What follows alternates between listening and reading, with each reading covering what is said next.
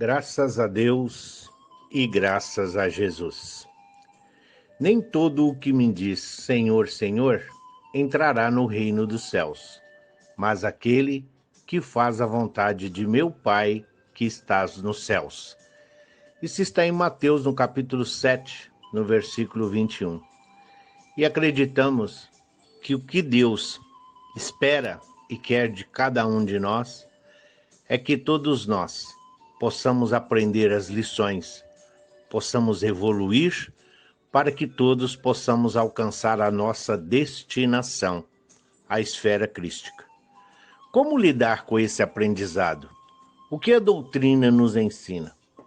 Aprendemos somente através do que ouvimos? Em termos de comportamento, o que caracteriza um efetivo aprendizado? O que consiste o nosso processo de aquisição de experiências? E por que erramos?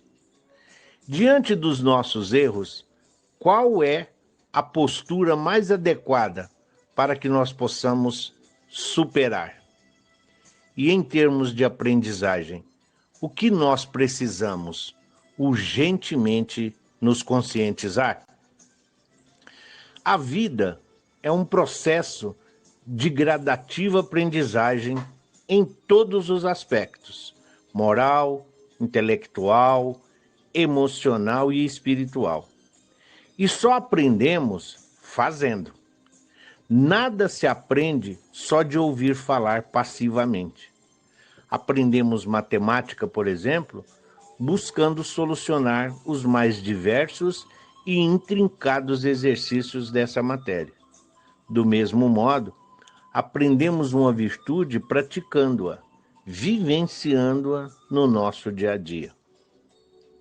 André Luiz nos adverte: precisamos demonstrar aproveitamento prático nas lições recebidas. Não basta saber apenas intelectualmente. As informações aprendidas necessitam de balizar o nosso comportamento. São as nossas atitudes, portanto, que demonstram o que verdadeiramente já conseguimos assimilar em termos de conteúdo, em termos de informação de aprendizado a que nós nos submetemos, ou aquelas que nós optamos por adquirir. Na questão 634 do Livro dos Espíritos, Kardec pergunta: por que o mal está na natureza das coisas? Eu falo do mal moral. Deus não poderia criar a humanidade em melhores condições? A resposta dos benfeitores: já te dissemos, os espíritos foram criados simples e ignorantes. Deus deixa ao homem a escolha do caminho. Tanto pior para ele se toma o mal. A sua peregrinação será mais longa. Se não houvesse montanhas, o homem não poderia compreender que se pode subir e descer. Se não houvesse rochedos, ele não compreenderia que há corpos duros. É preciso que o espírito adquira experiência, e para isso é preciso que ele conheça o bem e o mal. Por isso, a união do espírito com o corpo. Conforme os postulados desta doutrina consoladora e confortadora que nós abraçamos, o espírito, assim como criança, é inexperiente nas primeiras fases da sua trajetória, e daí ser ainda bastante falível. Deus não lhe dá o conhecimento do bem e do mal, nem do certo e do errado, mas proporciona-lhes o meio para que possamos adquirir tal experiência. Cada espírito, porém, faz da sua própria maneira e no ritmo que julga mais apropriado. No que consiste, então, esse processo e para que a aquisição dessas experiências? Aí, Emmanuel vem em nosso socorro. A luta e o trabalho são tão imprescindíveis ao aperfeiçoamento do espírito como o pão material é indispensável à manutenção do corpo físico. É trabalhando e lutando, sofrendo e aprendendo, que a alma adquire as experiências necessárias na sua marcha para a perfeição. E aí, nós damos um passo em falso e caímos. Isso certamente possibilitou a todos nós descobrir o que não sabíamos nessa queda, nesse erro, nessa falha. Toda aprendizagem ocorre exatamente por meio de erros e de acertos, tentativas frustradas ou não. Derrota e vitória, circunstâncias felizes ou infelizes, são passos importantes em nossa trajetória de espíritos imortais, desde que percebamos o quanto elas têm para nos ensinar. Para uma adequada condução de nosso processo evolutivo, para nós torna-se imprescindível que os erros não nos induza ao abatimento, não nos leve à paralisação e muito menos à autocondenação. Em sua sistemática e instrutiva, não nos convém considerá-los como algo definitivo ou irreparável. Na realidade, os erros apenas representam fatores de atingimento dos níveis mais profundos do aprendizado que buscamos. Se erramos consciente e objetivo, nós devemos procurar, primeiro, superar o próprio mal-estar do erro ou da queda. Segundo, com perseverança, buscarmos alternativas para a solução do problema ou amenizar as consequências do engano. Terceiro, não nos envolvermos na revolta, porque esta agrava ainda mais a situação. E, finalmente, devemos nos conscientizar de que a descrença em nossa capacidade de superação e o desânimo significa tão somente a perda de um tempo valioso na nossa existência. Os problemas e os contratempos são como tijolos. Ao lidarmos com cada um deles, reorganizamos, crescemos, aprendemos um pouco mais a respeito da vida e de nós mesmos, das outras pessoas, e com isso nós vamos construindo patamares cada vez mais elevados de experiência pessoal. Paz íntima, equilíbrio, bem-estar, discernimento, firmeza e competência nas escolhas e atitudes são conquistas gradativas. Todo aprendizado requer aplicação prática. A repetência, como fazer várias vezes a mesma coisa, isso é muito bom, isso é muito comum e é uma ótima lição. Paciência, disposição, para que pouco a pouco e de forma definitiva, as qualidades superiores se fixem na nossa personalidade. Joana de Ângeles nos ensina: sua tarefa é de sublimação interior no dia a dia. Para quem sabe discernir, cada dia guarda uma lição. Cada lição tem mensagem de experiência. Cada experiência significa aprendizado. E cada aprendizado representa uma bênção. E cada bênção traduz uma oportunidade de evoluirmos. Pessoas existem que somente se empenham com aquilo que lhes possam trazer satisfações imediatas.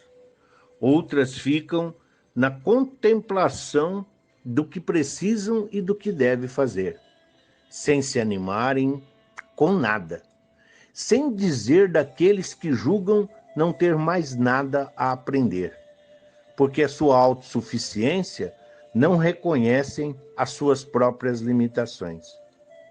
Todavia, a grande maioria embaraça-se na própria falta de conhecimento. pois falta a esses indivíduos a devida vontade de estudar, de divisar novos horizontes e de repensar a sua própria história. Daí, a instrução dos espíritos superiores contida no Evangelho segundo o Espiritismo. Espíritas, amai-vos, este é o primeiro ensinamento. Instruí-vos, este é o segundo. De tudo que existe no universo, de tudo que envolve a realidade material e espiritual, ainda temos muito a descobrir. E um dos maiores objetivos da nossa presente encarnação é justamente a vivência do máximo número de aprendizados, a fim de que possamos realizar o aprimoramento a que nos propomos quando ainda estávamos na erraticidade. Estar aqui no planeta Terra, segundo o Carlos Torres Pastorinho, carrega uma responsabilidade que é preciso que nós nos tomemos consciência. Convencemos de que o mundo não é um parque de recreio, é um ambiente de trabalho. Não é um feriado que nos tenha sido dado para repousar, mas um curso de aprendizado intensivo. Procura, pois, aprender o máximo, aplicando à sua vida o maior mandamento. Ame a todos indistintamente e verá a felicidade morar dentro do seu coração. Viva, dando um exemplo vivo de amor em todas as suas atitudes, as nossas atitudes. Se observarmos a história de homens e mulheres que se sobressaíram em inteligência e moral, constataremos que a curiosidade, o desafio e as incessantes buscas representam para eles relevantes fatores de estímulo. Quanto mais sabiam, mais queriam descobrir, mais buscavam alcançar, mais venciam a mesmice. Dora Encontre, a nossa companheira de doutrina, ao discorrer sobre a importância do cultivo da vontade de aprender, ela diz assim: está diretamente ligada à criatividade. Trata-se de saber extrair de cada circunstância, de cada momento existencial, de cada fato observado, lições e reflexões. Estar em permanente estado de indagação e curiosidade é o oposto da preguiça mental, da acomodação intelectual. Como todos os atributos morais e intelectuais do espírito têm conexão entre si, a vontade de aprender está ligada com certas virtudes morais: perseverança, ânimo firme, autodisciplina. Para vencermos os obstáculos exteriores e internos, a vontade de progredir intelectualmente tem que se alicerçar numa vontade firme de progresso espiritual, de vencermos as nossas próprias limitações e superarmos qualquer barreira. Se a curiosidade intelectual não estiver enraizada na vontade moral, ela murcha à beira da estrada e não produz os frutos salutares e proveitosos. Muito boa colocação da nossa Dora. Todas as dificuldades que enfrentamos e lutas morais que travamos são decorrentes da necessidade de aprendizados mais profundos e consistentes. Se algo desagradável nos acontece 2 ou mais vezes, torna-se fundamental de nossa parte uma reflexão mais apurada, mais atenciosa, pois tais circunstâncias significam lições que não podemos desconsiderar. porque toda experiência carrega em si a oportunidade de libertação de conflitos e de limitações, e por conseguinte, o nosso amadurecimento. Instruí-vos, instruí-vos, instruí-vos. Informação leva ao conhecimento.